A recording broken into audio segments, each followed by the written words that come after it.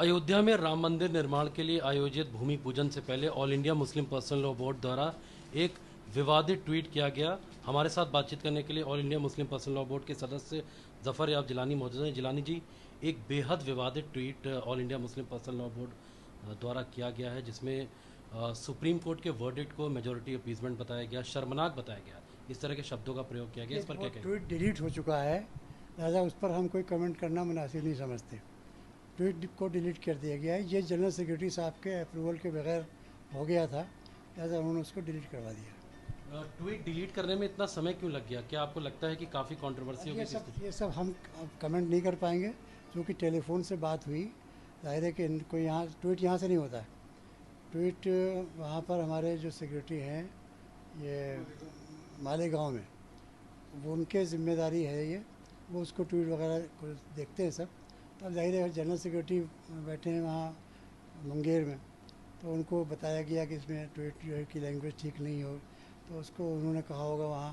तो देर की वक्त लगी या वक्त से होगा, ये तो वही होता पाएंगे। तो ट्वीट कैसे हुआ बिना अब ये मैं अप्रूवल? नहीं कर सकता ना, जनरल मेरे सुपरविजन में नहीं ट्वीट होता है, ना मेरे पास कोई ट्विटर हैंडल है, तो मैं कैसे बताऊँ कैसे हुआ कैसे नहीं हुआ। पर आप मानते हैं, एक्सेप्ट करते नहीं, हैं मैं कि कुछ ट्वीट नहीं एक्सेप्ट कंट्रोवर्शियल? करता। मैं इसके बारे में कुछ एक्सेप्ट नहीं करता। इतना इतना जानता हूँ कि ट्वीट में कुछ इररिस्पॉन्सिबल टाइप का कोई स्टेटमेंट शायद था, जिसको उन्होंने डिलीट कर दिया।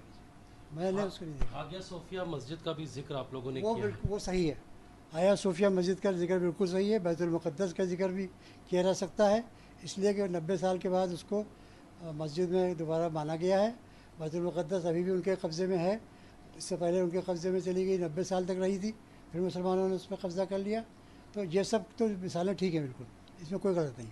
साफ तौर पर बीजेपी का कहना है कि एक तरीके की threat policy all India BJP मुस्लिम को जो भी पर्सन- कहना हो, वो जो तरीका चाहे करें, हम उनके थ्रेट से डरने वाले नहीं। हम बीजेपी के थ्रेट को डरने वाले नहीं। पर आपके ट्वीट को थ्रेटनिंग बता रहे हैं वो लोग कि भाई मंदिर निर्माण शुरू होने वाला है, सुप्रीम कोर्ट का फैसला आ गया है, मस्जिद के लिए भी ज़मीन अलॉट कर दी गई है, तो दिक्कत कहाँ है? दिक्कत यहाँ है कि जब हमारी बात सुनी नहीं गई। हमने कहा, सुप्रीम कोर्ट में रिव्यू दाखिल किया कि आपके फैसले में ये गलतियाँ हैं, और हम सुप्रीम कोर्ट को उनकी गलतियाँ बता सकते हैं। उन्होंने उसका कोई नोटिस नहीं लिया, खारिज कर दिया बगैर सुने हुए। तो हम सुप्रीम कोर्ट के जजमेंट से सेटिस्फाइड नहीं, लेकिन रेस्पेक्ट करते हैं।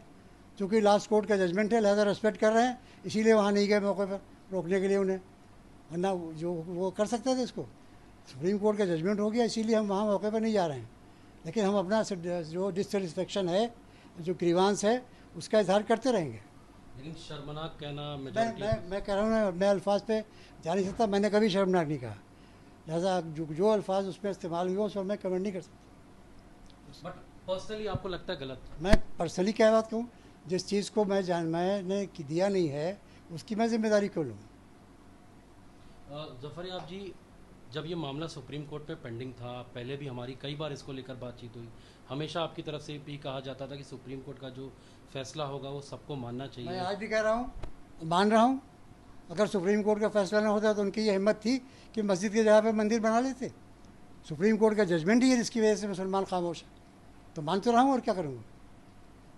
तो अब विवाद क्यों हो रहा है? अब इस तरह के बयान क्यों दिए अलग जा रहे हैं? बयानी कर रहे हैं प्राइम मिनिस्टर और चीफ मिनिस्टर।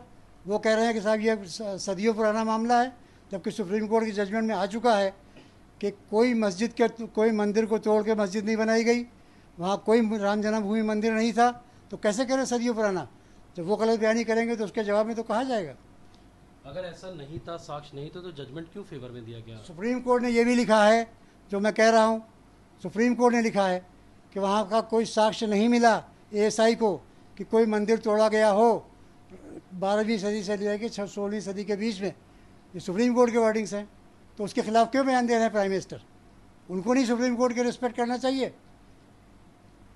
एक स्टेटमेंट ऑल इंडिया इमाम एसोसिएशन की तरफ से भी आया है कि आने वाले समय में हो सकता है कि मंदिर तोड़ के मस्जिद बना दी जाए। आपको लगता है ऐसा स्टेटमेंट कम्युनल है, इससे टेंशन पैदा? मैं किसी दूसरे के स्टेटमेंट के बारे में बगैर उसकी पूरी तस्दीक किए हुए कोई कमेंट नहीं कर सकता।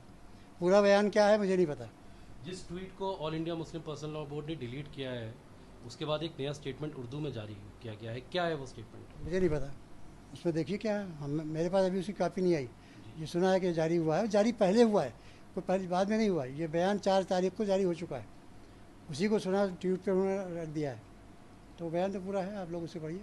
आखिरी सवाल है आपसे, क्या आपको नहीं लगता है कि इस मुद्दे को पूरी तरह से खत्म कर देना चाहिए, क्योंकि सुप्रीम कोर्ट का फैसला आ गया है? सुप्रीम कोर्ट का फैसला हमारे लिहाज से उसमें ये नाइंसाफ़ी है, हम इसको रिव्यू में कह चुके हैं कि एक वो आइडल जो सुप्रीम कोर्ट के कहने के मुताबिक इलीगली प्लेस हुआ था, उसको सुप्रीम कोर्ट ने डीटी मान के ज़मीन दे दी। लिहाजा हम इस बात से एग्रीव्ड हैं और हम इस बात को कहते रहेंगे कि ये सुप्रीम कोर्ट की जजमेंट में बज़ाहिर गलती लगती है। क्या ये इस इशू को खत्म नहीं करेगी all India Muslim personal law मैं बोर्ड? ख़त्म करने का क्या सवाल है, जब तक कि वो खुद उधर से ये बात कही जाती रहेगी कि ये सदियों पुराना मामला है, जो हिस्ट्री में डिस्टॉर्शन है, जब तक वो गलत बयानी बंद नहीं करेंगे हम उसका जवाब देने में मजबूर हैं। तो साफ तौर पर all India Muslim personal law board वाला जो द्वारा जो कंट्रोवर्शियल ट्वीट किया गया था उसको डिलीट कर दिया गया, लेकिन मेंबर हैं ज़फ़र याब जलानी, उनका साफ तौर पर यह कहना है कि वह इस इशू को लगातार रेस करते रहेंगे।